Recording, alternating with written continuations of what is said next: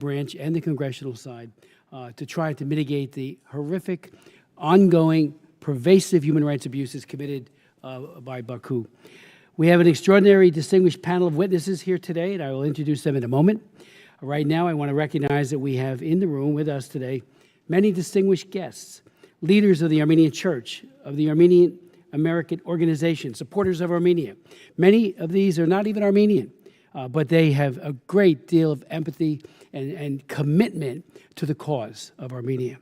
I want to thank all of you for coming here today to consider what can be done today for Nagorno-Karabakh. Let's not forget, this is the one-year anniversary of the fall of Artsakh, and all of us grieve over what has happened in plain sight with very little pushback by the international community, including the United States of America. Very few Americans, Armenians I should say, remain there in Nagorno-Karabakh, but also we are concerned deeply for the political prisoners and the POWs held by the government of Azerbaijan. To protect Armenian cultural heritage remains an extremely high priority, and we want to uphold the right of return, one day to live in peace and freedom in Nagorno-Karabakh. In June and early September of last year, during the blockade of Artsakh by the armed forces of Azerbaijan, I chaired 2 congressional hearings of this commission on the blockade and developing ethnic cleansing of Nagorno-Karabakh, where Armenians lived for 2,500 years. One of our distinguished witnesses, Luis Moreno Ocampo, the former chief prosecutor for the International Criminal Court, testified, and this was the final week of the blockade, on his report, which explained how the very blockade itself, and it was an attempt to starve, to use food as a weapon, remembering what happened in Ethiopia under Mengistu, where he used food as a weapon, and that's exactly what was being done here, to starve the Armenians out of Nagorno-Karabakh. And that constituted, according to this distinguished chief prosecutor of the International Criminal Court, the crime of genocide. And he made a very, very persuasive case at that hearing and elsewhere as he brought that news to the rest of the world.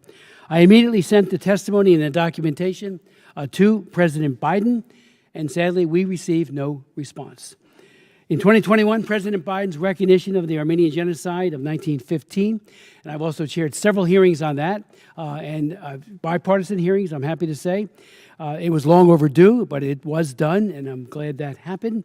But we didn't do enough here. We had an opportunity to do far more, and we did not rise to that challenge. We know what happened last September. Having starved the Armenians of Nagorno-Karabakh right to the edge of mass famine, the government of Azerbaijan sent in its army to occupy the territory, and with a well-founded fear for their lives, the Armenians left for the Republic, many of them, those who could, for the Republic of Armenia. I want to begin by stating very clearly that the genocidal blockade, and there still needs to be an accountability for this, and I think there needs to be prosecutions, whether it be a hybrid court or the ICC or some other venue. You know, justice, there's no statute of limitations on genocide. And I think that remains a cause that we need to continue to push, to hold those who committed these crimes, including Aliyev himself, to account. Some might say, well, it's time to move on. No, it's not time to move on. The ethnic Armenians continue to have a right to live in peace and freedom in Nagorno-Karabakh according to their very, very cherished faith and traditions. They have not surrendered that. They have not lapsed. The Armenians give every sign that they are willing to live in peace. It is the government of Azerbaijan and their long record of savage genocidal threats against the Armenians that prevents them from exercising that right today. It is a long record of unspeakable and depraved atrocities committed against them, including around the 2020 war that prevents them from living in their homeland. But their right remains, and it is not abolished by this ongoing injustice. We must also defend the human rights of ethnic Armenians who are now political prisoners themselves or prisoners of war of Nagorno-Karabakh, as well as the cultural heritage, as I mentioned a moment ago.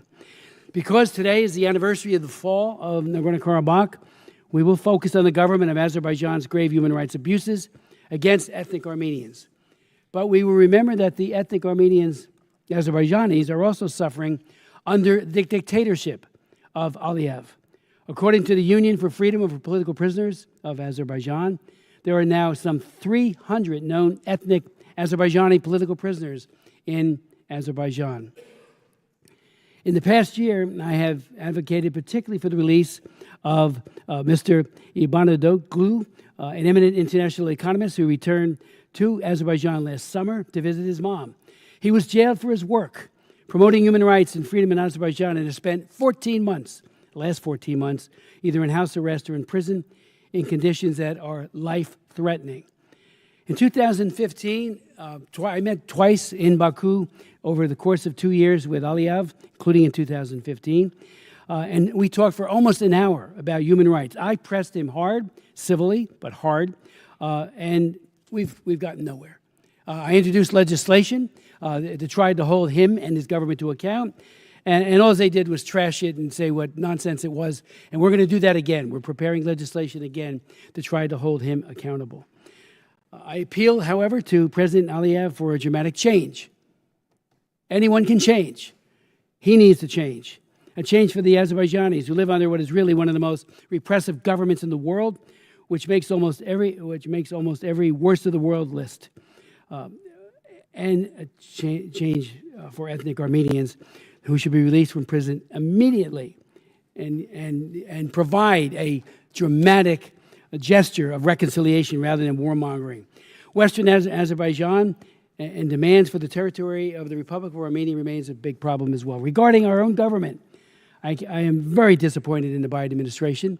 And I say that if this was Trump or anybody else, I'd say the exact same thing. I've been in Congress 44 years. And when it comes to human rights, there is no partisanship. We need to be clear, unmistakable in our condemnation of human rights abuse, and always do, what if I was in that cell, or I was being tortured, or women who have been raped?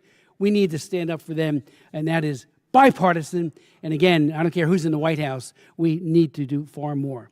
I'm very concerned that we did not object to the government of Azerbaijan's bid to host the COP29, a major international summit to address climate change. This will open in Baku on November 11th, as you all know. Heads of states and large delegations from around the world will be in Baku. Of course, the government of Azerbaijan is using this as an opportunity to showcase itself. Absurdly, the government that committed genocide just recently in 2023 is now posing as a peacemaker of 2024. The government is calling on all countries in conflict to observe a military truce for the duration of the COP29 conference. How touching! How weird for them to be doing that. This reminds me of the way Xi Jinping in China, and I do chair the China Commission, how he operates. He did it with the Olympics. He said there will be human rights protections, especially during the Olympics, and it was anything but. There was a massive crackdown, and people were dragged into the gulags, or the laogai of China, and horribly mistreated, and some were killed. How about a truce in the government's assault of the people who live within its own borders? And again, I ask, a release of the political prisoners. We need to hold them to account. And I commit that I will work very hard to get legislation passed. Yeah, it'll run into problems in the Senate like every human rights bill does, and I've written many of them. I'm the prime author of the Trafficking Victims Protection Act of 2000 and 4 others that followed. The first one took 3 years, was objected to by the Senate. We finally got it. We got to get this done on behalf of the suffering people of Armenia. I'd like to announce right now that, again, we're going to introduce this Azerbaijan Democracy Act, a bill that will put U.S. policy sharply on the side of freedom, human rights, and the rule of law in Azerbaijan. We are joined by my very distinguished colleague. I'd like to yield such time as he may consume as an opening.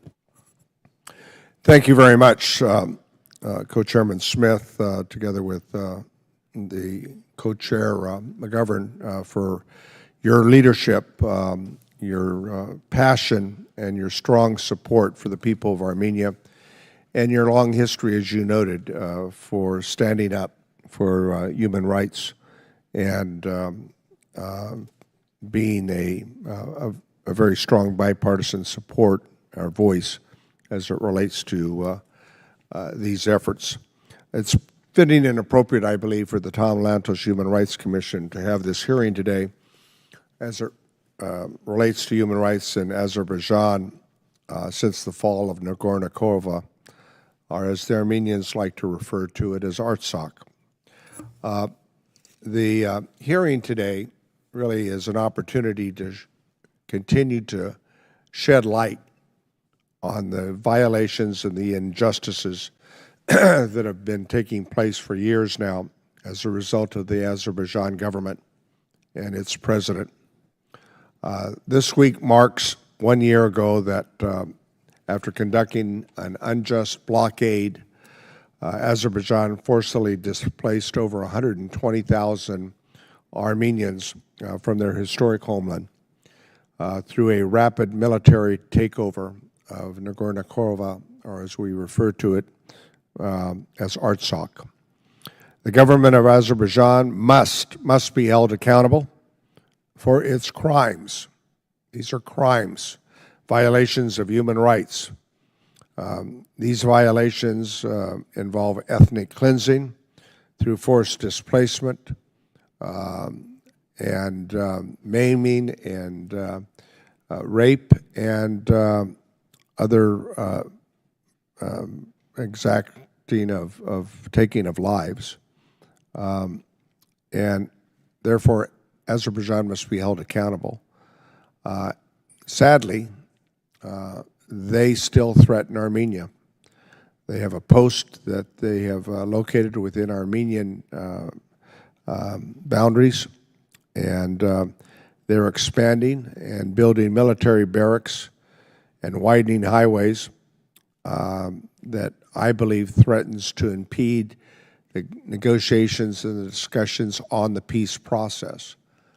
I know that there have been conversations with Secretary Blinken, not only with the Armenian Prime Minister, but I believe most recently with the Azerbaijan president. But there are remaining obstacles that have to be resolved, and they cannot be resolved without first holding Azerbaijan accountable, in my view. So therefore, the threat of the actions by Azerbaijan directly threatens the peace process.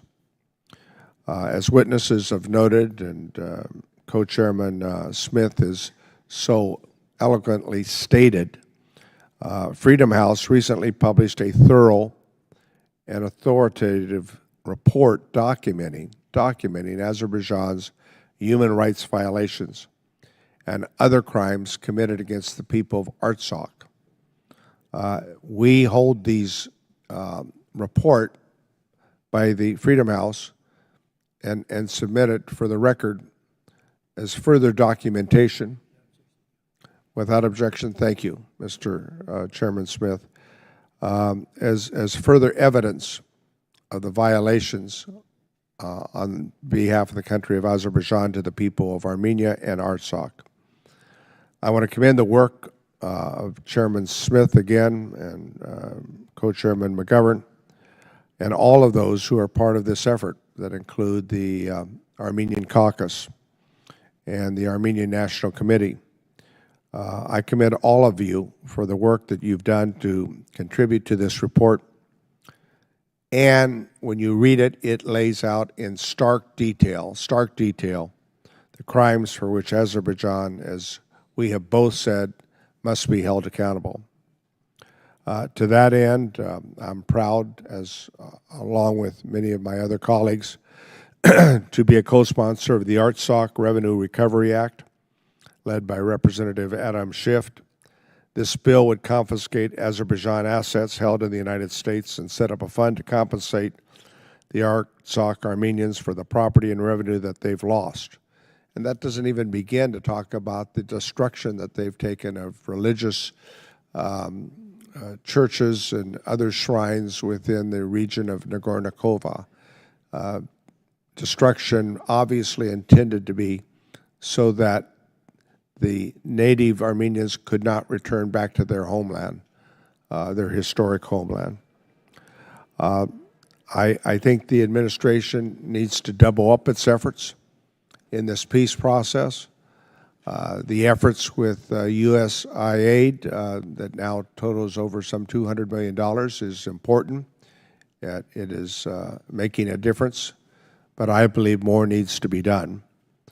And we must act together because this, as the Chairman Smith indicated, violations of human rights in this instance and any instance as it relates to America's ability to continue to be the beacon of light, standing up for human rights throughout the world must be a constant. And therefore, we must continue to be on the side of Armenia and the Armenian people as we deal with this very challenging time in which Armenia is involved in. And when you look at the Minsk Accord and the agreement, I shake my head.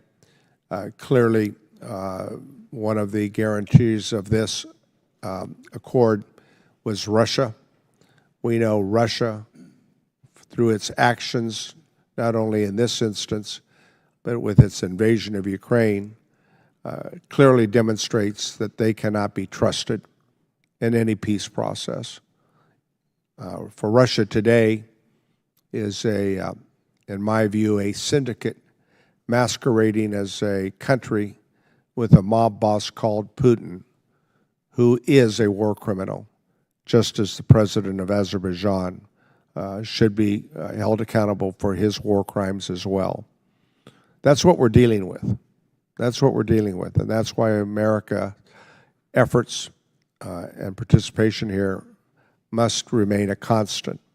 So this hearing today with the Tom Lantos Commission will continue, I hope, to maintain our efforts to provide the support necessary to bring justice, because that's what we're talking about here, justice for the people of Nagorno-Karabakh and for the country of Armenia in this long battle that they've been engaged in.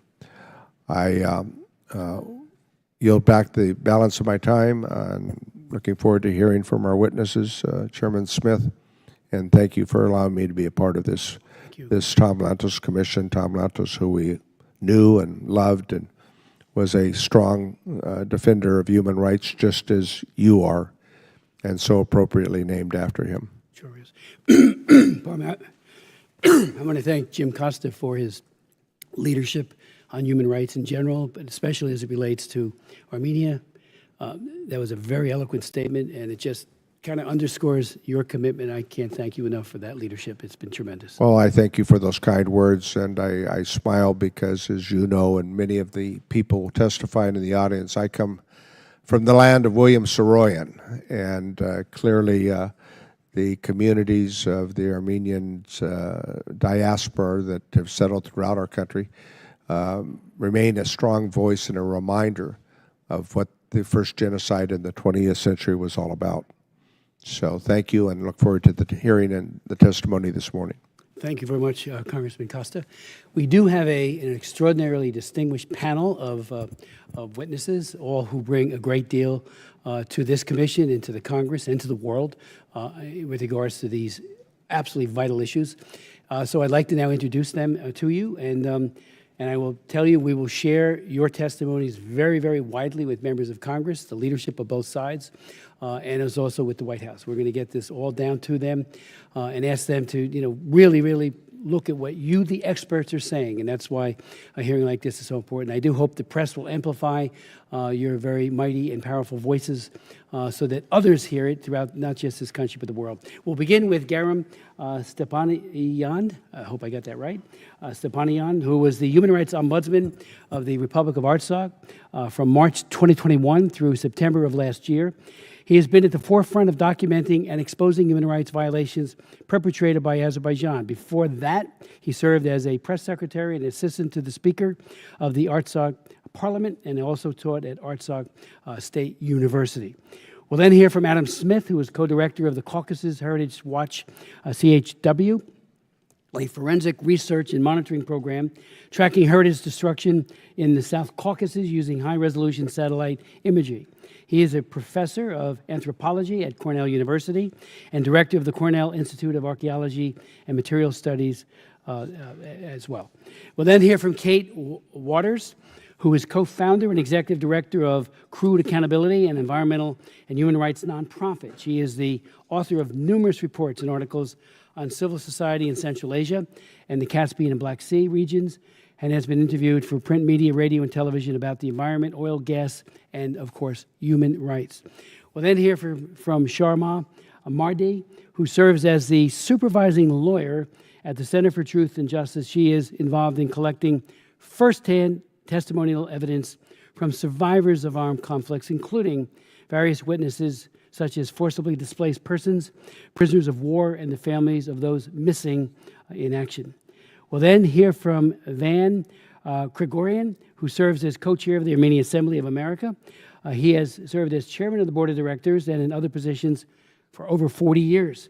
Since its founding, he has been on the board of governors, and since 2011, chairman of the academically oriented Armenian National Institute.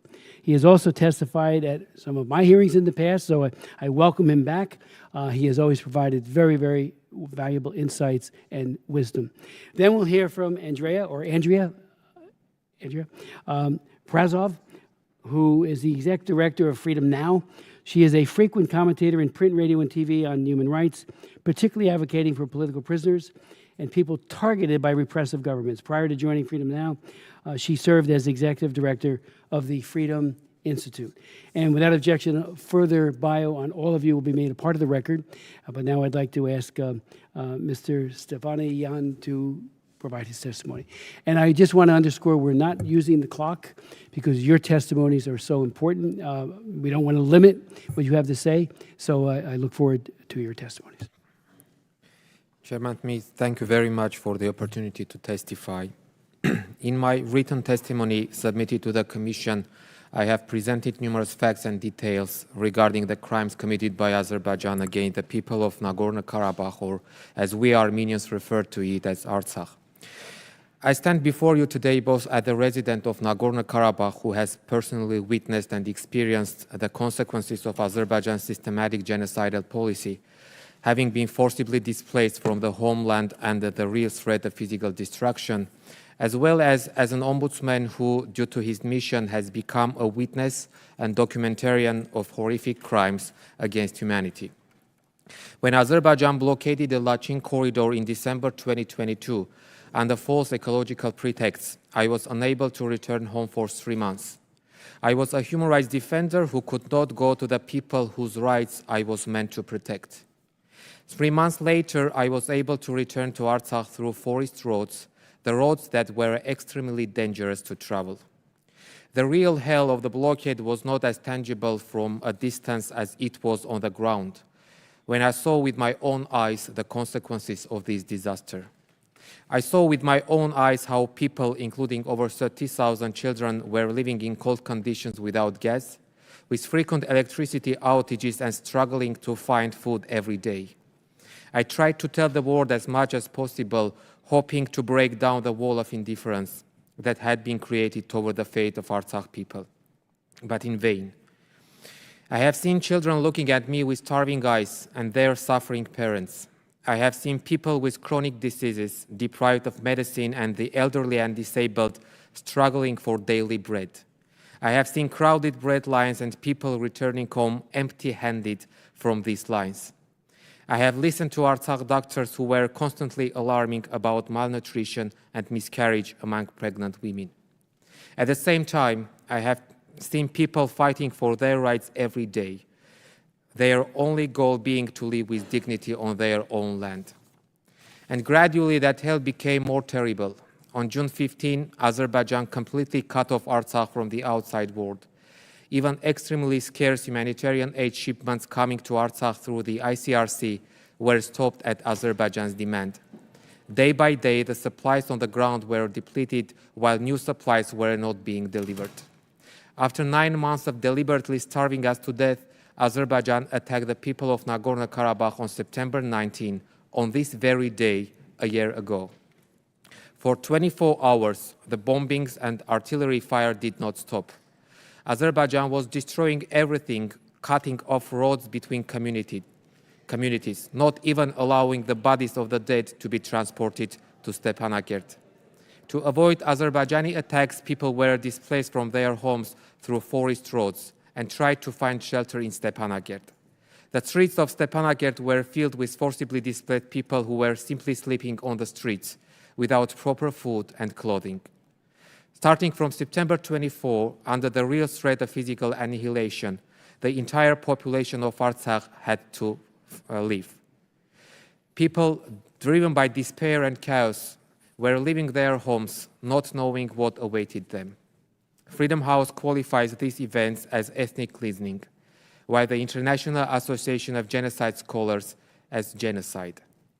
We were forcibly displaced from our homeland in front of everyone's eyes, in front of the eyes of the Russian peacekeepers who had come to Artsakh in 2020 to ensure peace, in front of the eyes of the United States of America, which a week before the attack declared that it would not tolerate a new attack on the people of Nagorno-Karabakh, in front of the eyes of the European Union, which was negotiating so-called rights and security with Azerbaijan at the highest level, in front of the eyes of civilized humanity, which watched indifferently as the 1,000-year-old indigenous Armenian people were uprooted from Artsakh, centuries-long Armenian land, which was annexed to Azerbaijan by the decision of dictator Stalin, in front of the eyes of the UN International Court of Justice, whose decisions Azerbaijan continues to ignore, remaining unpunished. A year after the forced displacement, the people of Nagorno-Karabakh continue to live in suffering, witnessing on a daily basis how Azerbaijan is destroying our homes, leveling our communities and holy places, erasing all the remnants of Armenian trace from Artsakh, continuing to illegally detain Armenian prisoners of war and hostages, including representatives of the military political leadership of Nagorno-Karabakh. And guess what? Azerbaijan is not being held accountable for the ongoing crimes. No, surprisingly enough, it is actually allowed to organize prestigious events like COP29 in its capital. Distinguished colleagues, today the people of Nagorno-Karabakh continue to face numerous challenges. To address them, I propose the following. Ensure proper international support for forcibly displaced persons from Artsakh.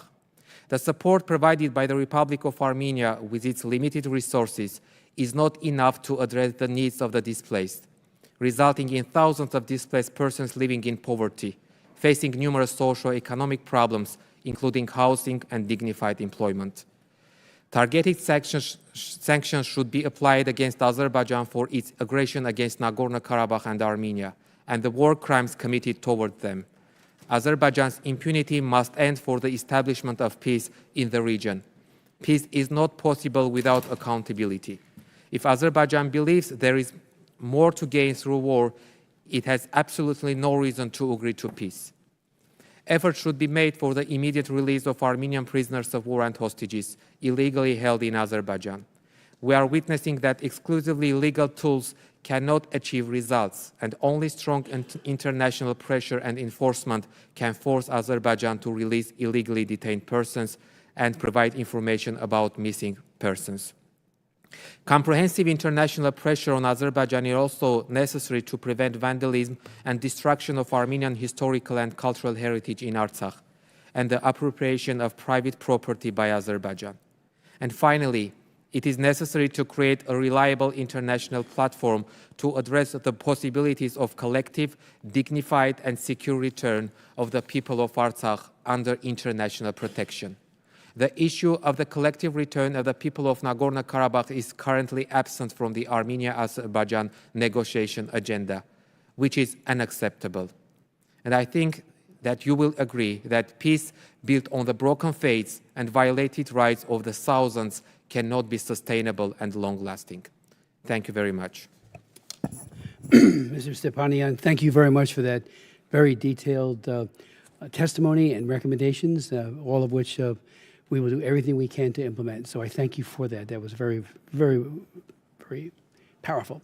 I'd like to now ask Adam Smith if you could provide your testimony to the Commission. Thank you, Chairman Smith. I will provide only a short amplification of the written remarks that were already submitted to your group. That objection is yours, and all the others, and any extraneous materials you'd like to include will be made a part of the record. Please. So my name is Adam Smith. I'm a co-director of Caucus's Heritage Watch, a nonpartisan research group centered at Cornell and Purdue universities. We were founded in 2020 in the wake of the Second Nagorno-Karabakh War to monitor cultural heritage that the international scholarly community deemed to be at risk of damage, destruction, and cultural appropriation. What we do is we use high-resolution satellite imagery to provide regular condition assessments for hundreds of historic sites in our database. Due to their association with the region's indigenous Armenian community, and considering Azerbaijan's prior record of deliberately targeting Armenian cultural heritage on its territory, these sites are gravely endangered. At issue in their preservation is not only the fate of the region's centuries-old art and architecture, but the cultural traditions of the Armenians of Nagorno-Karabakh and their ancestral connections to this land. Now, why we monitor the heritage of Nagorno-Karabakh? The first is our job as archaeologists is to provide a voice for the irreplaceable remains of the human past. Someone must speak not only for the peoples who are involved, but also the archaeological record itself. We seek to provide an effort of archaeologists to stand against what is a rising tide of heritage abuse that stretches from the 1990s wars in Yugoslavia to Russia's invasion of Ukraine and, of course, to Nagorno-Karabakh itself. But we also want to make clear that our project is an assertion of the inalienable human right to culture. Attacks on heritage monuments are not just violence against buildings, they are violence against a people and against their collective identity. To my findings of our research group, Caucasus Heritage Watch has documented an enduring policy of the Azerbaijani government of zero tolerance for Armenian heritage. This was very clearly documented in our study of the fate of Armenian heritage in the province of Nakhichevan between 1997 and 2011, where we documented the complete expulsion, destruction, of 98% of Armenian cultural heritage sites. That was 108 out of the 110 sites we were able to assess were not just knocked down, they were wiped clean from the face of the earth, destroyed to such an extent that even archaeologists would have a very difficult time of reconstructing and finding them again. This is one of the most expansive and intensive programs of cultural erasure ever undertaken. It is also, without question, the most thorough, standing alongside Nazi destruction of synagogues in Kristallnacht and the destruction of Bosniak heritage in the wars in Yugoslavia as one of the worst examples of cultural erasure ever undertaken. So one can understand why in 2020 the scholarly community was deeply concerned for the Armenian heritage of Nagorno-Karabakh. We have so far documented 14 destroyed sites, including historic cemeteries and churches, 12 sustained significant damage, and 31 that are at immediate threat of destruction, due mostly to the rampant and extensive development programs which use the destruction of heritage as a collateral benefit of road construction and rehabilitation. There is clearly deep concern for what is going on in Nagorno-Karabakh from the perspective of archaeologists and the historical and archaeological record. Now, what is to be done? Obviously, high-resolution satellite monitoring is quite expensive and intensive in terms of labor and human devotion to it. Our research group is stretched quite thin in terms of the ways in which it can provide regular monitoring 2 times a year using high-resolution satellite imaging. But the real need is amplification. As you've already mentioned, and as other colleagues have here too, the world community needs to be aware of the heritage destruction, and there needs to be a reputational cost for anyone, whether it's Azerbaijan or Russia or any state that undertakes to revise the historical record through the obliteration of archaeological and historical monuments. Thank you very much. Thank you so very much, Professor Smith. And collateral benefit, I think you just coined the word. It's just so cynical, and I thank you for it, and I'll have some questions when we get to it, but I do thank you for your testimony. Now I'd like to ask Kate Waters to provide. Thank you very much. It's an honor to be here. I'm very pleased to provide testimony. My name's Kate Waters. I'm the Executive Director of Crude Accountability, which is a Virginia-based human rights and environmental NGO, and we work with communities impacted by oil and gas development. Our geographic focus includes the Caucasus especially Azerbaijan, where we've worked closely with activists and groups on the ground since our founding in 2003. Our main area of interest is the intersection of environment, climate, and human rights in the context of oil and gas extraction, development, and transport. We do not work in Armenia or Nagorno-Karabakh, so my comments today are focused solely on Azerbaijan, and I'm going to pay particular attention to the current human rights situation in the lead up to the COP29 meeting, which was already mentioned, and will be held in November in Baku. Just some brief background. I know we heard a bit of it earlier from the chairman and from others, but just to provide some context. Azerbaijan is a country of some 10 million people. Iran is to its south, the Caspian Sea is to its east, Armenia is to the west, and Georgia and Russia are to the north. It's an authoritarian country with most power in the hands of President Ilham Aliyev, who has ruled Azerbaijan since his father, who was the previous president, Heydar Aliyev, died in October 2003. The administration is rife with corruption, ranking 157 out of 180 countries in Transparency International's Corruption Perception Index, a global indicator of public sector corruption. Although official statistics put the percentage of the population living below the poverty line around 5%, unofficial data posits a much higher number. As one Azerbaijani citizen told Crude Accountability, we are the richest country, we are the poorest people. Azerbaijan is designated as not free in Freedom House's 2024 Freedom of the World report, scoring 7 of 100 possible points. On political rights, about which I'm going to speak a little bit, the country earned 0 out of 40 points, and for civil liberties, 7 out of 60. In short, Azerbaijan is far from being a democratic, free country. According to Human Rights Watch, Azerbaijan has, quote, a persistent record of using bogus charges to imprison government critics, routinely manipulating and fabricating evidence. During the past year and a half, the government of Azerbaijan has cracked down in an unprecedented crackdown on civil society activists and journalists who it perceives act or speak in opposition to the authorities, using fabricated charges, violating the rights of those who are arrested, using torture and inhumane treatment. The government of Azerbaijan blatantly arrests, mistreats, and detains those it seeks to silence. As of June of this year, the Union for Freedom of Political Prisoners in Azerbaijan stated that there are 303 political prisoners. This number represents an increase of approximately 49 individuals since last December, and we know that since June, there have been at least 2 additional politically motivated arrests in Azerbaijan. The numbers are appalling, and they represent a harsh response to civic engagement by the government of Azerbaijan. Azerbaijan is party to numerous international human rights treaties which recognize the right not to be arbitrarily deprived of liberty, including the International Covenant on Civil and Political Rights and the Convention Against Torture and Other Cruel, Inhuman, or Degrading Treatment or Punishment. Azerbaijan's own constitution and its criminal code prohibit the use of torture, yet according to testimony we've received from political prisoners and according to the U.S. State Department's country report on human rights practices in Azerbaijan, multiple credible allegations of torture and other abuse continue. Most mistreatment takes place while detainees are in police custody, where the authorities repeatedly use abusive methods to coerce confessions. Authorities reportedly deny detainees timely access to family, independent lawyers, or independent medical care. These statements from the State Department correspond to the information Crude Accountability has received from family members of those arbitrarily detained during the past year. The State Department report also documents use of torture, including beatings and threats of rape. The document documents harsh prison conditions, such as cramped overcrowding, inedible food, poor sanitary facilities, inadequate ventilation, and insufficient access to medical care.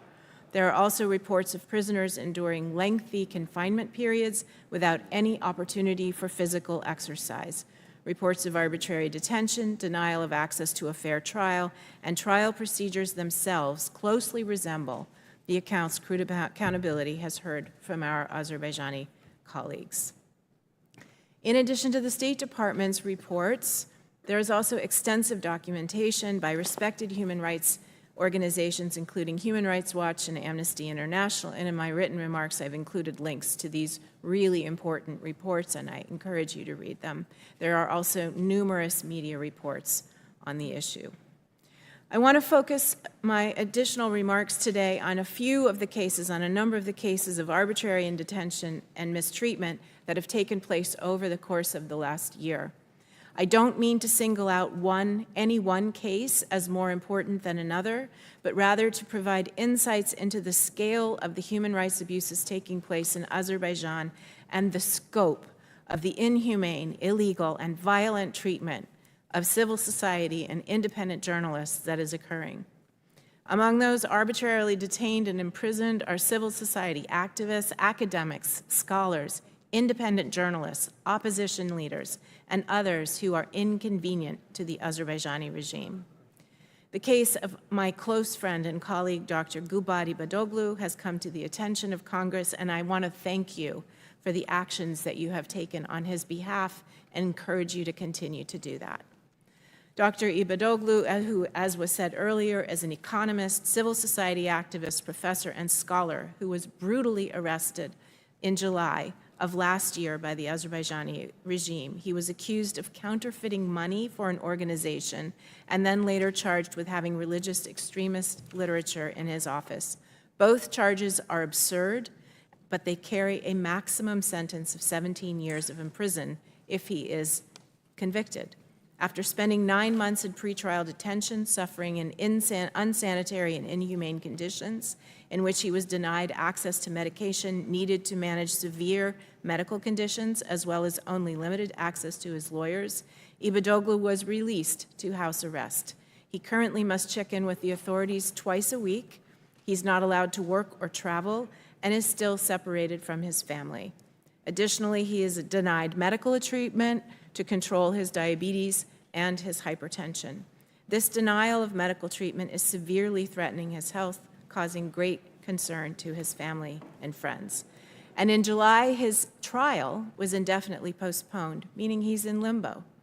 This is reminiscent of the indefinite postponement of another political prisoner's trial that some of you may also remember, that of Khadija Ismailova in 2015.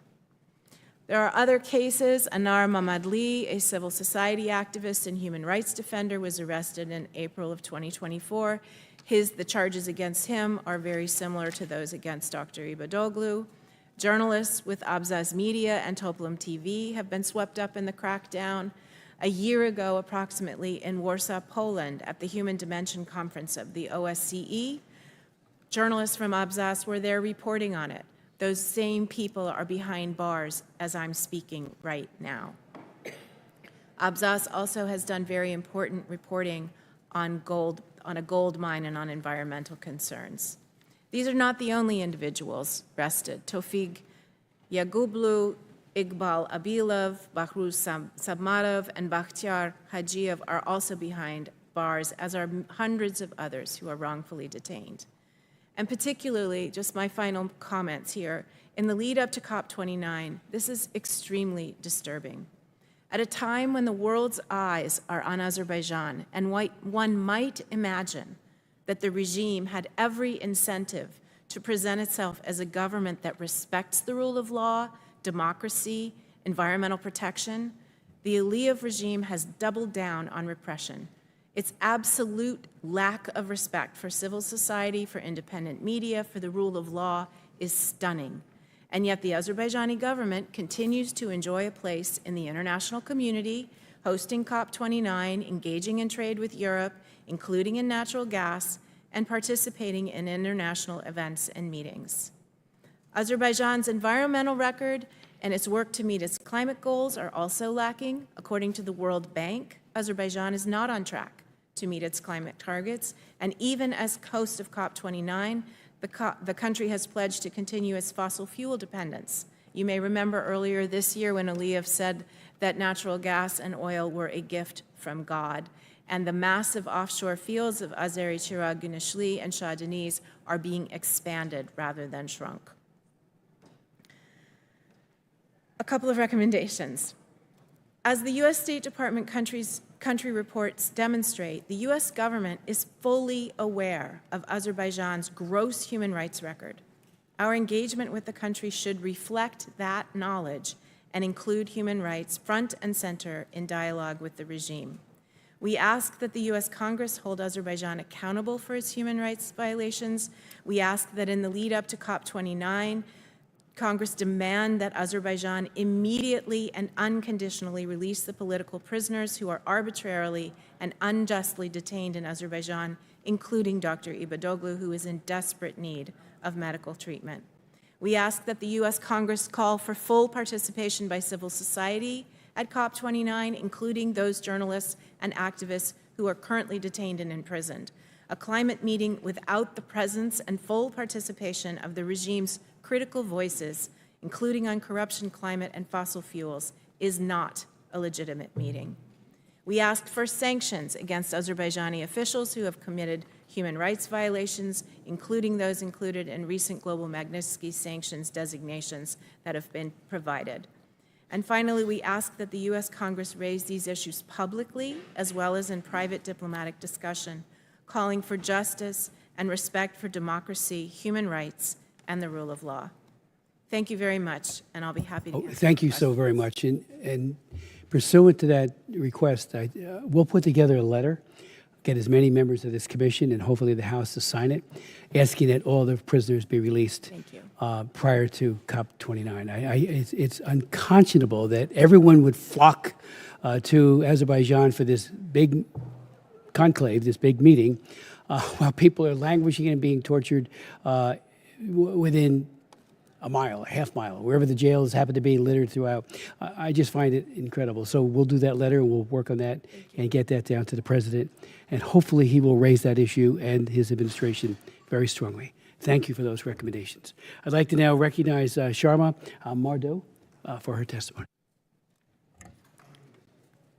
Chairman Smith, Chairman McGovern, and esteemed members of this commission, I thank you for this unique opportunity to testify before you on behalf of the victims of Nagorno-Karabakh.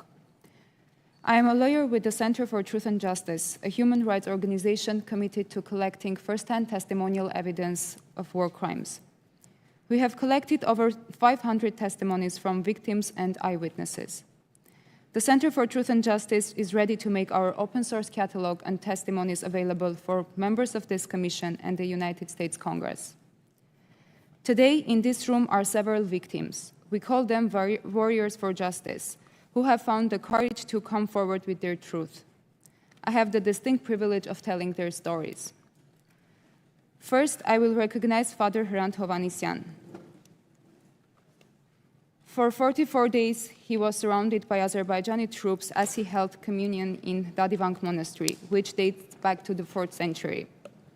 He stayed to protect the ancient church and all its artifacts and crossstones. As a result of his insistence to protect his church and people, he was placed on the terrorist list by Azerbaijan. In 2023, after being starved for 9 months under blockade, a bomb fell in his house and the father was severely injured. Only a couple of days after surgery, with stitches in his torso and back, dressed in civilian clothing, he left in a car with 4 other members of his family and 5 children to safety. Without food, water, or medicine, they traveled over 35 hours to escape Armenia. Today, despite Azerbaijan's goal of destroying all Armenian heritage and removing Armenians from their lands, he stands with his people in defense of culture, church, and religion. Next is Goharine Hovoyan. Today marks the 1-year anniversary of the bombing of her home and the death of her 16-year-old child. She is dressed in black in mourning the killing of her son. She and her 13-year-old have undergone numerous surgeries. Their bodies are still full of shrapnel. The most harrowing part of her story is the search for a coffin in the chaos of war to transport the body of her 16-year-old son to Armenia as they escaped to safety. The damage to her hand and body is so extensive that simple tasks like washing the dishes are almost impossible. But the worst pain is the loss of her son. She says, "I cried for the loss of others, but I never thought it would happen to me. May God spare all mothers of this pain, the pain of losing your child." With us is a young person whose name will not be stated here to avoid retribution from Azerbaijan. This person is the child of one of the hostages that is currently being held in dungeons of Baku without due process. In September 2023, Azerbaijan released a list of their 300 most wanted Armenians. Azerbaijani authorities illegally arrested and imprisoned members of Nagorno-Karabakh's leadership as well as civilians. Among them is the father of this person who continues to be held in Baku on fabricated allegations without due process. Prisoners cannot choose their counsel. They are not allowed visitors, and every minute of their phone calls are monitored by Azerbaijani authorities. Our young warrior has had only 2 communications with their father, who is not well. The Center for Truth and Justice interviewed 30 prisoners of war, and our findings showed that Armenians in the dungeons of Azerbaijan are subjected to prolonged physical and psychological torture and inhuman treatment. Finally, I'd like to highlight Lala Abgaryan. In September 2022, she saw her sister's image on Telegram. The footage showed that Gayane was filmed after she was captured, tortured, and mutilated by the Azerbaijani military forces. They filmed the entire violent incident and posted on social media for 5 consecutive days. The video shows Gayane's body stripped naked, her chest exposed where the name of the Azerbaijani brigade written, her eyes gouged and replaced with stones, her legs cut off, her ears cut off, and her severed finger showed into her mouth as Azerbaijani soldier kicks her mutilated body. Gayane had 4 children at the time of her murder. Lala is here to say that her sister was not the only victim of atrocities committed by Azerbaijani forces towards Armenian women. Azerbaijan must be held accountable, otherwise they will be emboldened to continue committing violence with impunity. In 2023, Center for Truth and Justice published a report warning that all indicators point in one direction: the looming genocide of Armenians in Nagorno-Karabakh. The report warned the United States and European Union that hate speech spouted by Ilham Aliyev and his administration had 2 goals: to remove all Armenians from Nagorno-Karabakh by force, by starvation, or by killing, and use war and violence against the Republic of Armenia to invade and occupy the land. Both of these scenarios have tragically come true. Today, for the first time in history, Nagorno-Karabakh stands devoid of Armenians, and parts of Armenia remain occupied by Azerbaijani military forces. I urge the United States government and the international community to take decisive action and hold Azerbaijan accountable for crimes against humanity. We ask the United States to demand the immediate and unconditional release of all Armenian hostages and prisoners of war, and the right for indigenous Armenians of Nagorno-Karabakh to return to their homes and lands. Thank you again for allowing me to present testimony today. Hearing the stories of the victims is one form of justice. Thank you, and I look forward to answering your questions. Thank you so very much, Ms. Krikorian. I would just note parenthetically that one of my great heroes in human rights has been Natan Sharansky, the great Jewish refusenik. He made a very strong statement years ago, and I actually went to the camp where he was, Perm Camp 35 in the Ural Mountains, back in the 1980s. He said, you cannot have accountability if you do not chronicle the abuse. And you are doing that, and you are gathering those testimonies, and that will have a huge impact going forward. And I can't thank you enough for that. And it has to be a very hard job to hear about the atrocities. I'd like to now ask Mr. Krikorian if he could... Thank you very much, Congressman Smith, Co-Chair Smith, Congressman Costa, Congressman Harris. Thank you very much. I would also, even though she's not here, like to single out retiring Commission member Anna Eshu, who's retiring and, of course, is of Armenian descent, and we're very proud of her. And on a bipartisan level, had actually even awarded her our George Deukmejian Award more than a few years ago, but we will be sad to see her leave, as I'm sure the Commission will also. I have, as Co-Chair Smith knows, some extensive written remarks. I will try to summarize them. After some introduction, they're focused along 10 recommendations or categories of recommendations and requests. The first one to foreshadow is the most modest, and that is to ask that the co-chairs of this commission, with the imprimatur of this commission, issue a statement on the ethnic cleansing of Armenians from Nagorno-Karabakh, noting that it was not only the Aliyev regime in Turkey, but the Erdogan regime Aliyev regime in Azerbaijan, but also the Erdogan regime in Turkey with Russian complicity that led to these genocidal actions, and to call for very clearly the not just secure return of Armenians to their historic presence there, but also their free presence there, which they deserve. Second, again, on the more modest side, we have found that congressional visits to the region help immensely. They draw reactions from authoritarian leaders, but at the same time, the threats of violence go down when visits increase. This year, we have seen an increase not only in administration visits, but increasingly congressional visits. We want to give credit to current U.S. Ambassador current Ambassador Kivian for traveling, especially to the South, as Ambassador Tracy before her did. But waving the flag and having people travel there really does help save people's lives. Third, one of the most effective ways in curbing violence we have seen is the presence of the European Union monitors at certain points along the border between Armenia and Azerbaijan. They were recently joined by Canadian monitors. They're not a military presence, but they are there because sunshine often is not just the best disinfectant, but also the best way to stop and account for violations of Armenia's border and hopefully remove Azeris from occupied Armenian territory as well. This is not a new request. This request has been made for over a decade.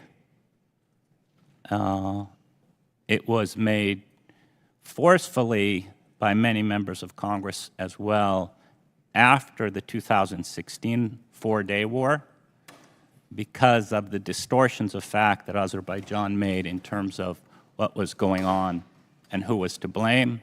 During the 2020 war, the disinformation rose to a whole new level. Fifth, there was a gross imbalance of U.S. military assistance to Azerbaijan prior to the 2020 war. We would like and ask that and point out that it's in the U.S. interest that that not only be corrected, but the United States support Armenia's military needs much more strenuously than it has. Sixth, somewhat related to that, Armenia is still currently listed as a Schedule D country by the Department of Commerce. A special license could be granted. The government, I know, has been willing to sign end-user agreements, agree to monitoring. Pending its upgrade from Schedule D, we think that Congress can help us persuade the Commerce Department to do that to save people's lives. Fifth, and I know that some of my colleagues on the panel have alluded to it, there are numerous laws on the books already that are just not being enforced. And again, the details are in my testimony, and I will come to the key ones. Eighth, With respect to COP29, we have some very specific requests. Ideally, we do not want a repeat of the Olympics in China. We do not want a repeat of the Olympics in Russia. We do not want, as a prior witness has recently written, a repeat of Hitler's 1936 Olympics. But we understand that countries are committed to attend COP29, and we have a number of specific recommendations that we'd like them to follow, the delegations, as they do that. And also, and I will try not to do this too often, Co-Chair Smith, but reminiscing to our old days during the Soviet Union when a United States delegation had no fear about showing up to these types of conferences and reading the names of political prisoners as a priority, even though it may not have been on the agenda. Because doing that in a host country or an international conference like that will make a difference. We have a range of these types of recommendations, including having no delegation stay at properties that have been taken from Armenians and converted into hotels and things. Ninth, and this last to get into the more longer-term recommendations, is some strategic thinking and reflection on history. Again, considering the time that I have, I will just make the point briefly. But looking back at what happened after World War I, when the United States was offered the mandate, but in a wave of isolationism rejected the mandate for then independent Armenia, we can see what an enormous mistake that was. It would have changed the history of the Cold War, because the United States would have had the mandate, and more of that region would have been westernized, democratized, people would have been more free. Now, we're at another one of these windows. And I don't have to tell you what's happened in Georgia. I don't have to tell you what's happening in the rest of the region. You are as knowledgeable about it, and more so than we are. But everybody can see it. Not repeating that mistake in the 21st century, which is becoming a common theme of not repeating 20th century mistakes in the 21st century, strikes us as paramount. And finally, 10th recommendation deals with legislation.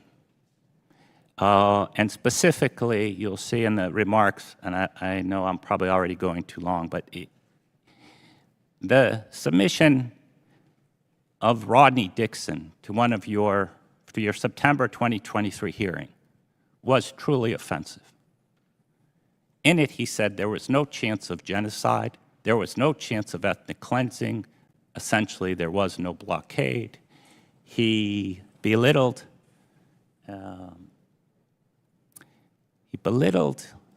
the facts, he belittled this committee, much like that Turkish diplomat did a long time ago when we were still talking about genocide resolutions. Nothing happened. If anything happened, they deserve it. It turns out, and I've included this in my testimony along with the investigative journalist report, that he was not an independent observer, as was advertised not only to this committee, but also to the congressional staffs with whom he met, but was a paid agent of Azerbaijan. And that kind of lying to a commission ought not to go without an answer. You know that I'm also a law professor. In the Genocide Convention, conspiracy to commit genocide is an offense. In the Genocide Convention, complicity in genocide is an offense. In the US implementing legislation, but we don't prosecute a lot of those because of jurisdictional issues. But in the US implementing legislation, and the citations are in my testimony, we have a provision that says that they can be prosecuted criminally for acts occurring in the United States.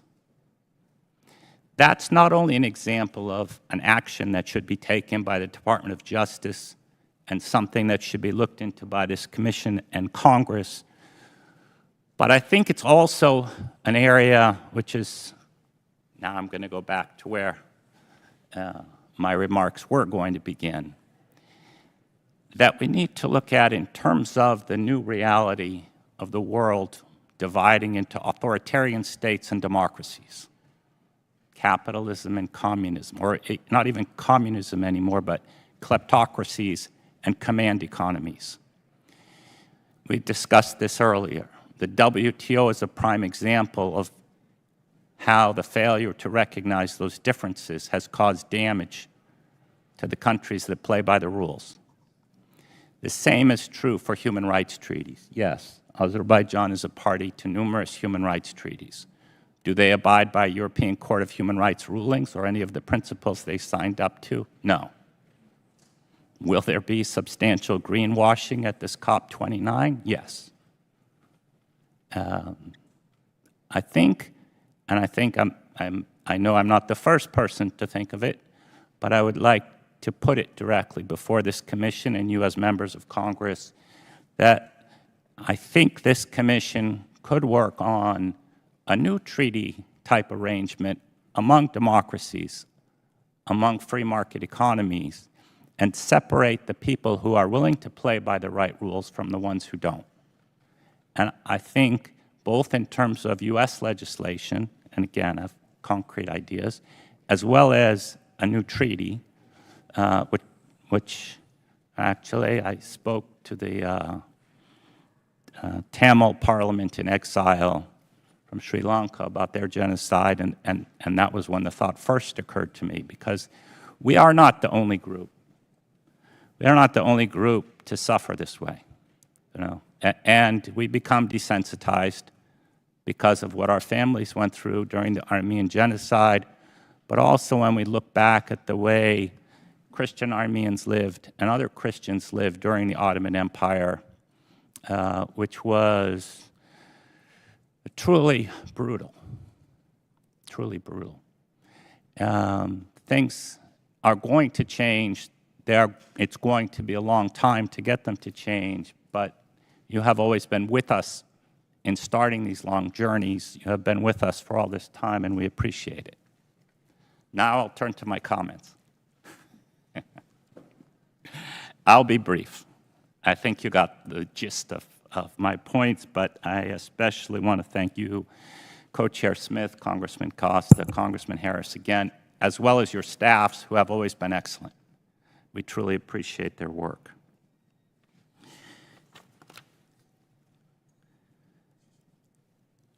We are displaying a poster exhibit, which I was happy Geram could refer to, and it has redacted pictures, including of one of the victims that Sharma mentioned, that show the patterns of behavior here. Again, we know your commission and you as individuals are fully aware of what's happened. If, as a lawyer, we were putting forward, and we have put forward, and your prior witnesses have put forward, and academics have put forward, all of the evidence of genocidal intent, all of the genocidal actions. We now have a situation where Aliyev and Erdogan are actually bragging about eliminating the entire Armenian presence and destroying churches and the whole cultural presence. When we were talking about the Armenian genocide and the situation of Armenians in Turkey, their destruction of our churches took place over a much longer period of time. Now it's happening on a fast-forward basis. This evidence of subsequent admissions is enormous and should not give anyone pause, because usually in these genocide cases, the hardest element is intent. We have provided, not only on the posters, but also we have fact sheets with all the citations to the pre-2023 genocidal intent, and my testimony includes evidence on the post-2023 genocidal intent. The other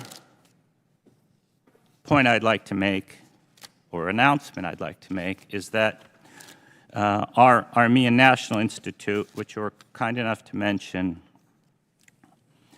also just opened a new website which is academically oriented but is of use to educators as well as to government officials, and we found people all over the world who, on the ethnic cleansing and destruction of Nagorno-Karabakh, the last chapter of the Armenian genocide.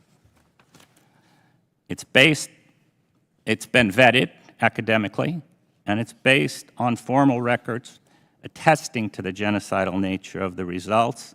It includes links to the Caucasus Heritage Site. It includes links to the remarkable project that Professor David Phillips had led at Columbia University on the atrocities around the prior events, not 2023, but he's testified here twice during this congressional session, and you're familiar with his work there. I will make one last point, and I'm happy to cover the recommendations because, as usual, I'm talking too long. As usual, you're being polite and not stopping me, which I appreciate, but I understand. All of us in this room are familiar with that quote from Hitler about who today speaks of the extermination of the Armenians. That's actually exhibited in the Holocaust Museum here in Washington. What most people don't get to, though, is what he said before that. What he said before that was, anybody who speaks against me will be killed. Last Friday, I was speaking at the rededication of the Edwin Michaelian County Government Building in Westchester, New York. And I reflected on how my grandmother watched her whole family be massacred and then was put into slavery, from which she escaped. But my father's family was saved by a Turkish family. And one of the things that the Armenian Assembly, the Armenian National Institute, and really I'll say the global Armenian community feels it's our burden to do is to educate people on how important your choices in life are. And there's an educational aspect here too. Right now, the pains are still great for all of us. The Armenian prisoners who are friends and deserve to be out. The Armenian Prime Minister who, in December of 2022, and this is in my testimony, basically screamed out to the world, we are at risk of genocide. We need to help those people.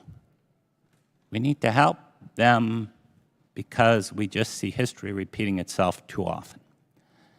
This time I'll really stop and be happy to answer any questions. And thank you for accepting my testimony, the lengthier written testimony. And we have a redacted version. We have an unredacted version to the extent anybody wants to verify.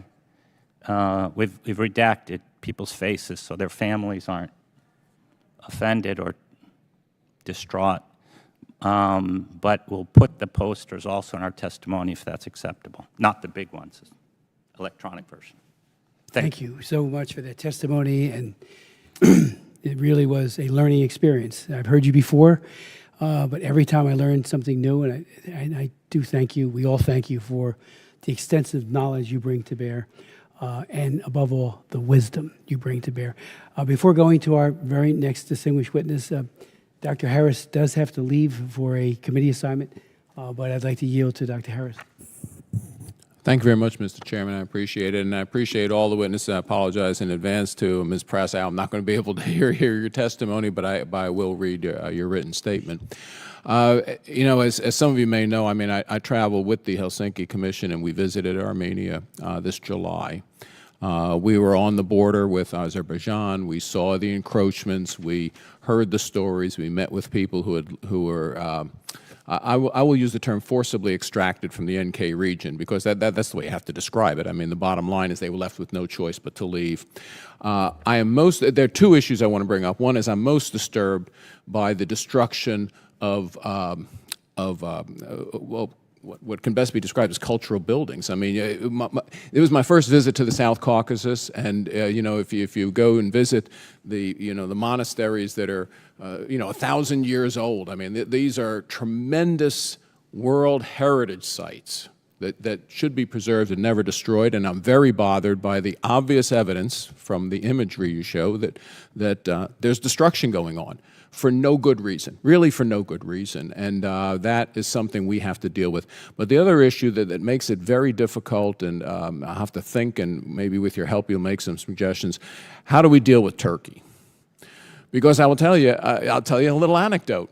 So my wife doesn't really like to fly, but she was with us on this congressional delegation as the spouses travel with the Helsinki Commission.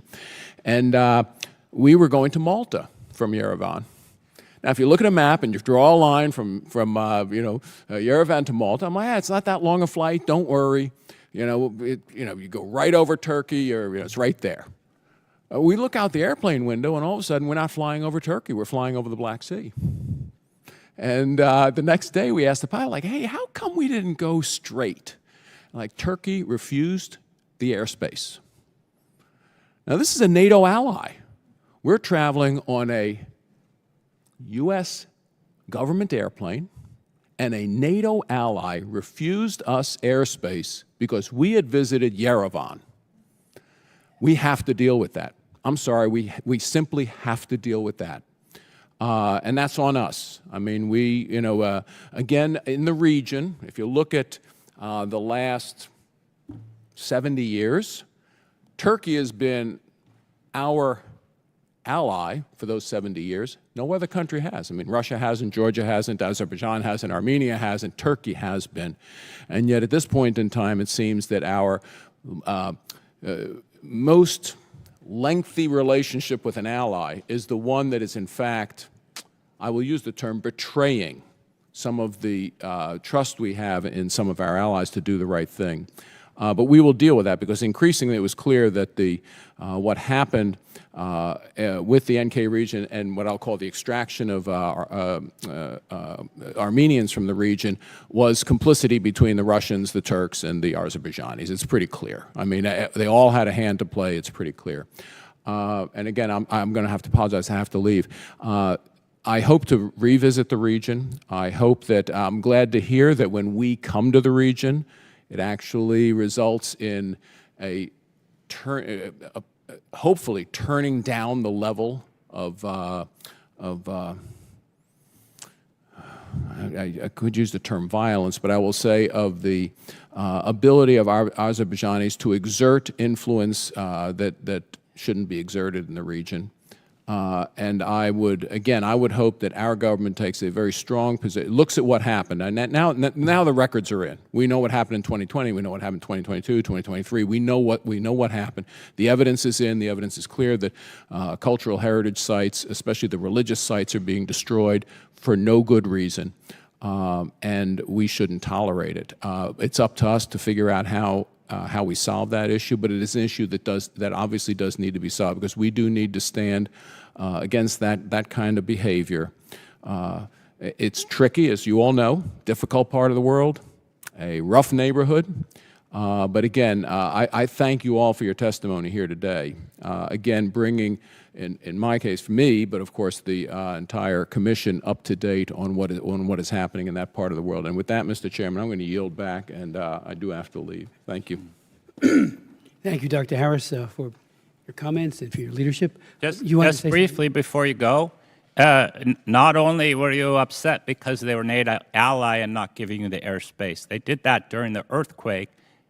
And actually, the treaty that sets the border between Armenia and Turkey gives Armenia the right to free communication, transportation through Turkey, which Turkey has denied illegally since independence, basically. Sorry, but I knew you were leaving. Thank you. Andrea, thank you for your patience. Thank you. I think it's technically still morning, so good morning. I want to thank you, Co-Chairman Smith, as well as Co-Chairman McGovern, members of this commission for this opportunity. My name is Andrea Prasso, and I'm the Executive Director of Freedom Now, an organization dedicated to protecting individuals and communities from government repression. For many years, Freedom Now has worked to assist human rights defenders in Azerbaijan and sought freedom for political prisoners there. However, today I am not here representing Freedom Now, but rather I will be reading a composite statement from human rights activists from Azerbaijan who so fear reprisal from their own government that they cannot attend today or even use their names. Today's testimony addresses recent developments in Azerbaijan and is drawn directly from the statements of individuals who have been targeted by the regime for their human rights activism. And I quote, Chairman McGovern, Chairman Smith, and members of the Commission, allow us to take this opportunity to state plainly and directly that the human rights situation in Azerbaijan is dire and getting worse.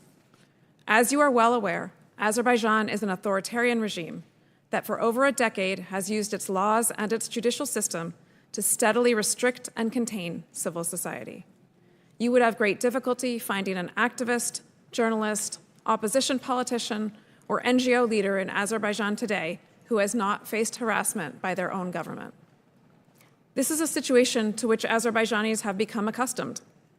However, in the last 2 years, the situation has deteriorated greatly, beyond anything we have experienced in recent memory.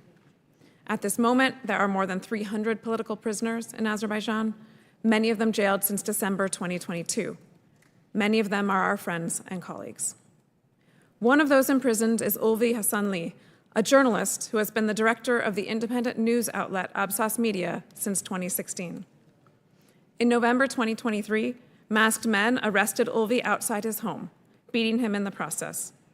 In addition to Hasanli, other journalists of Artsakh Media, as well as its chief editor, Sevinch Bagevkizi, have also been arrested for their coverage of sensitive political topics and criticism of the government.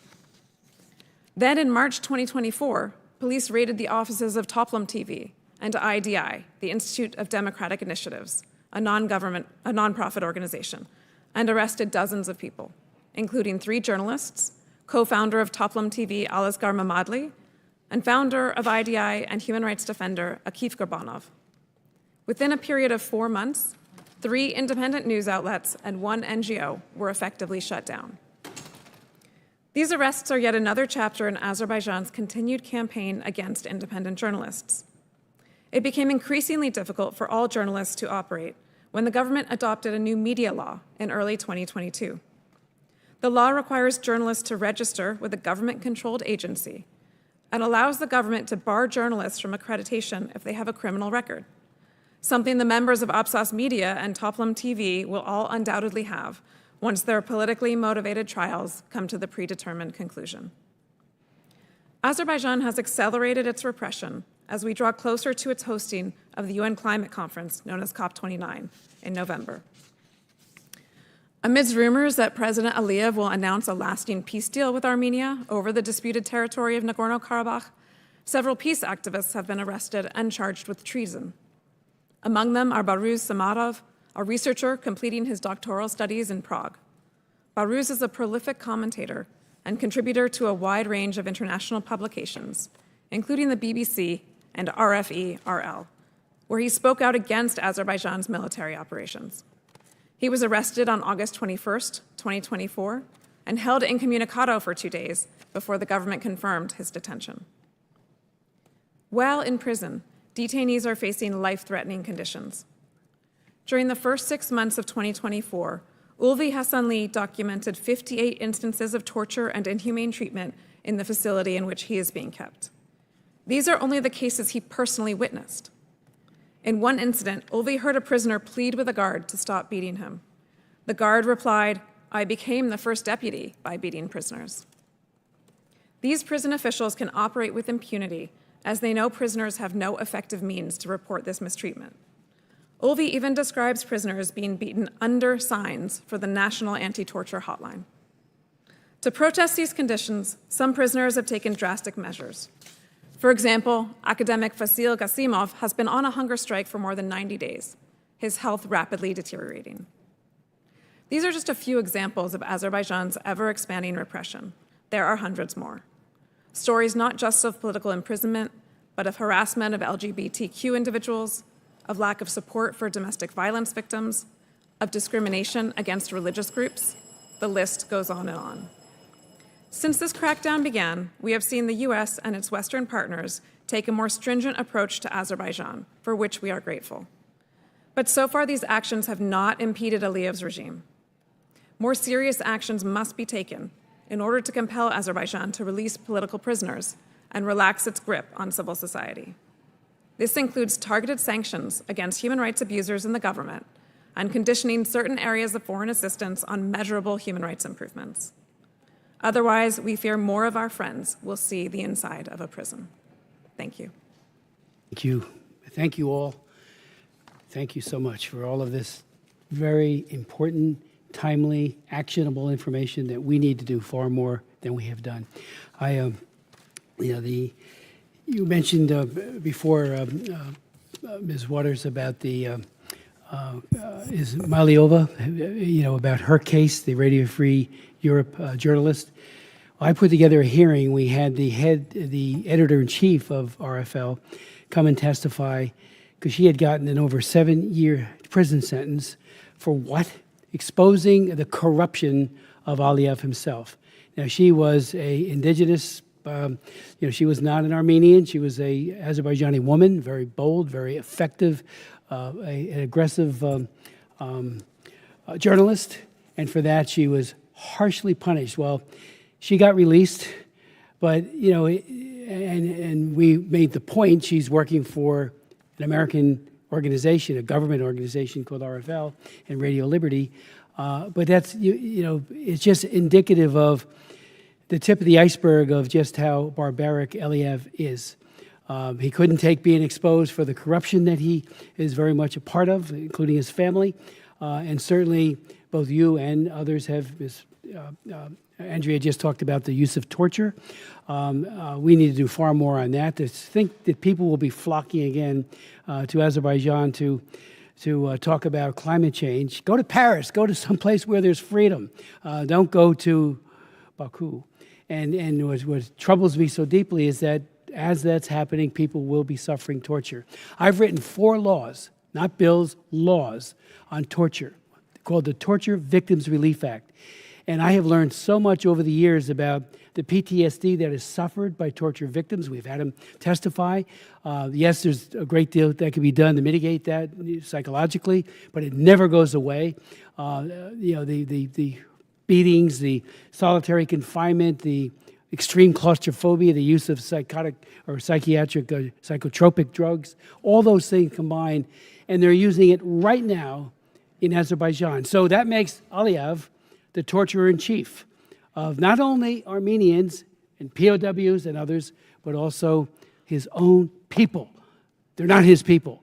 The people of Azerbaijan deserve better than a dictator that the world looks askance in terms of raising the issue. So I thank you all. I mean, you've given us so much to act upon, timely, especially with the upcoming summit, and we need to do far more. I love the idea of reading the names. I thought that was really, really important that you suggested that. I remember talking, again, not to bring Sharansky back into it, but his senator from, and became the foreign minister of Canada, and his daughter is actually the anti-Semitic leader in Israel in combating anti-Semitism. And she told me the story about how Gorbachev once said, "Why does everybody keep raising, and you especially, Sharansky?" He goes, "I'm just going to let him go." Because every time he turned around, names were being used. And it was mentioned earlier about Reagan. Schultz, every time he went to the Soviet Union, I went many times on behalf of persecuted believers, as well as Jewish refuseniks, always had a list, always brought it up with our interlocutors who hated it. But one by one, not all, many of those got out of prison camps and were escaped the torture of that dictatorship. So at this summit, there needs to be a reading. Hopefully the U.S. delegation will do that. And maybe impolite. Who cares?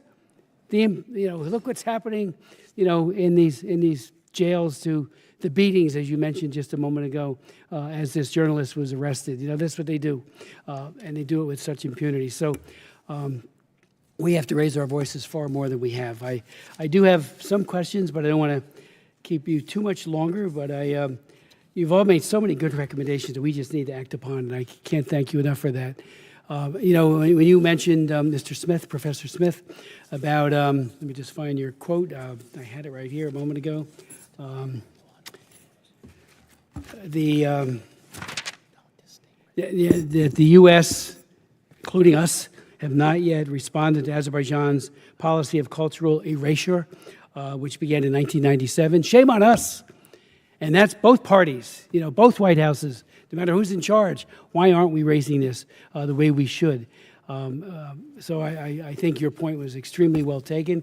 And you heard Dr. Harris saying how shocked he was to see this erasure that's happening in real time. So thank you for that. It's not unlike what the Erdogan and others have done to the Cyprus churches, the churches in Cyprus. So we just need to keep raising our voices. And we're going to act on your recommendations. There are just so many of them and so well thought out. But I'd like to ask if there's anything else you would like to add, because you just covered things so comprehensively. From left to right, right to left, however you want to do it. Sure. I think the only thing I would add is that the relationship between the obliteration of cultural heritage and the obliteration of a people is very succinctly expressed in a publication that came out when our initial findings regarding Azerbaijan's erasure of cultural heritage in Nakhchivan. This was published in the Art newspaper. It was an initial foray into that satellite-based investigation. And the reply of the Azerbaijani ambassador to England was that there could not have been any cultural erasure because Armenians have never lived in this place.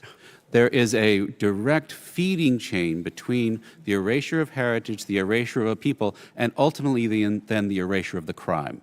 No heritage, no people, no crime. This is all part of a process of criminality and then the erasure of that, the cover-up of that criminality. I agree with you also, not only that the U.S. was not vocal enough between 1997 and 2011 when this erasure was happening, but also the international organizations that are supposed to be watchdogs for cultural heritage. And here I think we should single out UNESCO for particular critique, because not only was there no response to clear emerging evidence from places like Nakhchivan, that the Azerbaijani government was engaged in a process of systematic erasure, but that they also began to woo Azerbaijani officials. There was large amounts of money that were given to UNESCO by Azerbaijan. The World Heritage Commission meeting was held in Baku after this was happened, and the First Lady of Azerbaijan was given UNESCO's highest medal, the Mozart Medal. So I think that we need to not only be scrupulous in looking at what we need to do better as Americans, but also hold to account the international organizations that are supposed to be our watchdogs. Thank you. Just because it is an opportunity and not to take too long again, but it is beyond frustrating that the United States has not placed sanctions on individuals who have clearly committed atrocities. They have the evidence, and in some of these cases, not only and in the posters, but also in other documentary evidence we've given, of Azeris making trophy videos of beheading Armenians, holding up the heads, and then getting medals from Aliyev. We have the case that my colleague Sharma discussed, their trophy video of of brutally mutilating the female soldier. And then, as a token, Aliyev saying, oh, we're gonna review it and punish these people. Well, they said they were bringing charges against 4 people, but before you knew it, the charges were dropped when they thought nobody was paying attention, and 1, maybe 2 of them received medals also from their government for defending their borders. It's totally untrue.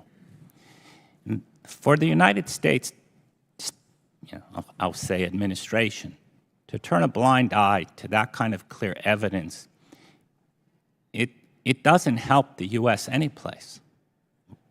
And I think you understand that very clearly. So if those totally absurd, remarkable situations, another one, I'm not going to wind up too much, but one of the Armenian prisoners who's been convicted and sentenced to 15 years, he's 70 years old. During the first Nagorno-Karabakh war, he worked in supply operations. He testified in Armenia saying, he was accused of committing crimes at some certain battle, and he said in Armenian, I really apologize, but I was no place around there. That's not where I was. And the Azeri translator translated it as, I apologize for all the crimes that were committed. Bing, bang, boom, they gave him 15 years. There's more, but I know time is short, and I will rely on my written testimony where I have additional accounts. Thank you again, sir. Thank you. Yes, please. Thank you, Chairman Smith. I will briefly take the opportunity to speak as myself, the Executive Director of Freedom Now, rather than the activist whose words I was channeling earlier.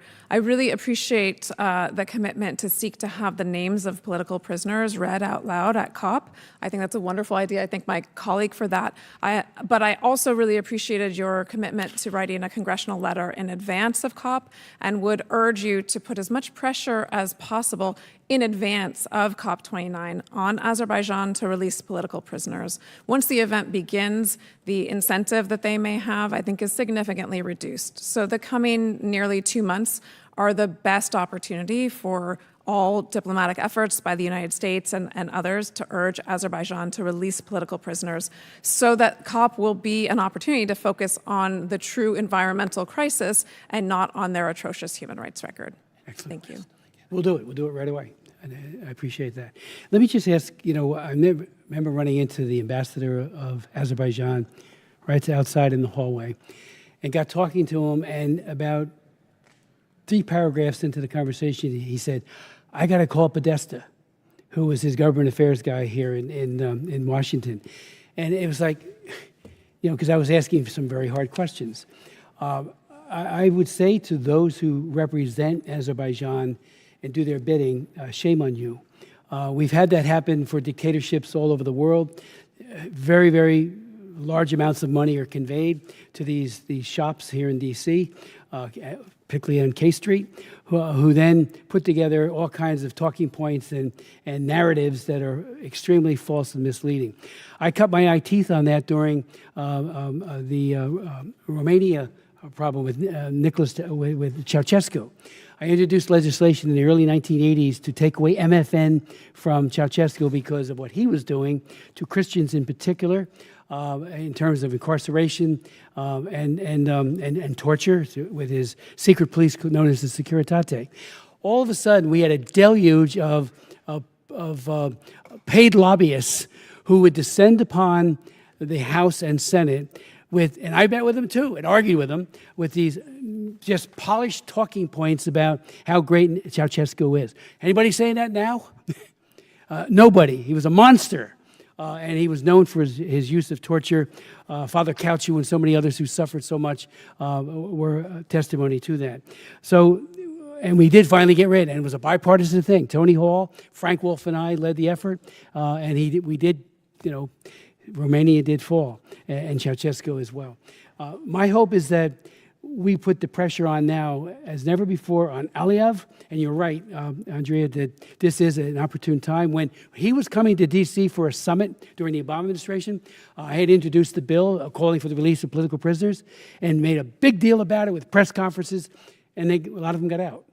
But then they went right back, reverted right back to form as soon as the summit was over. And so we've got to get our administrations to be consistent and say, they not only get out, they don't go back in. It's not recidivism, as we know, where you just revolving door back into the jail. But you've got to change, and if we don't do that, his dictatorship will continue to flourish. So so we're going to work on all of your recommendations. I can't say. I would also say, I introduced in 2004 the legislation to go after Belarus, called the Belarus Democracy Act. It became law. My bill became law. And in that case, Lukashenko learned that he couldn't get, and about 200 of his top people, visas to come here, and they couldn't do business here. And many political prisoners got out. That morphed into Global Magnitsky and the Magnitsky Act itself vis-a-vis Russia. So what I'm saying is that model, we've got the Global Magnitsky Act sitting right there on the shelf. Apply it to these people who are doing horrific things to Armenians as well as to their own people in Azerbaijan. I also believe we need to very seriously pursue a war crimes tribunal. The ICC needs to step up. It needs to go after these crimes and to do it and not to look the other way. We have not ratified the ICC, but it's got a lot to recommend it in all candor. Why don't they do it? This is a time when they need to step up and do it, and they have not done it. We had the former prosecutor give outstanding testimony, as you all know, but we want the current prosecutor to begin leveling charges against Aliyev, and I would say Erdogan as well, because he is absolutely complicit. We also need to look, if that doesn't work, at a hybrid court. I'm very close to David Crane and many of the others that were involved with the court of Sierra Leone. I know that Milosevic and all those others, because I was very involved with that war in the former Yugoslavia, in Bosnia and in Croatia, they never thought for a moment that a criminal court proceeding could proceed against them. I met with Bashir in Sudan. And all he wanted to do is get off the sanctions list and get this indictment lifted. So it does have an impact. Hybrid courts do work. They're not perfect, but as David Crane will tell you, another chief prosecutor of the Sierra Leone court, it is a way of very narrowly focusing on someone. There needs to be a court, or at least an attempt to hold him to account for all of this and his cronies. So a lot of tools, they're not being used. And so I give the final word again to anyone else who would like to just conclude. But you've been so patient with your time, and thank you for your expertise. Anybody else like to?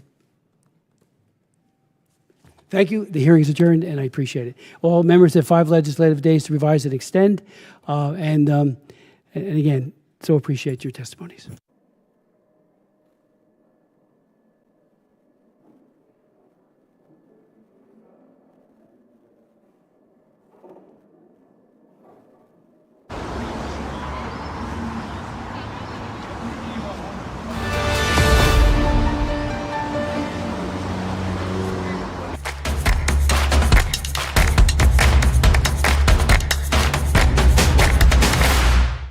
Բաքսի, ուրեմն իդեալ ուրեմն բաքսի, սպասված ակցիա իդեալ համակարգից, փոխարինեք ձեր 5 կաթսան բաքսի էկո-4S գեր ժամանակակից կաթսայով, իդեալ համակարգի խանութ սրաներում ներկայացրեք ձեր 5 կաթսայի լուսանկարը եւ ստացեք բաքսի էկո-4S իտալական կաթսան ընդամենը 299,000 դրամով, մանրամասները idealsystem.am, իդեալ համակարգ, 27 տարի դեպի կատարելություն.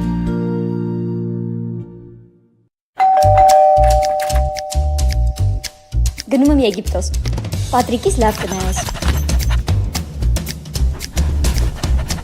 Ինչ ես դեպքից նայում, դու էլ ես ուզում Եգիպտոս գնաս։ Ուզում եմ, բայց նոր հեռախոսել եմ ուզում։ Թիմում շատ հզոր սմարթֆոն կա։ Կամերան 108 մեգապիքսել, հետն իդեալական լուսապարկ են տալիս։ Ու ամենակարևորը, Եգիպտոսի ուղեգիր կարող ես շահել։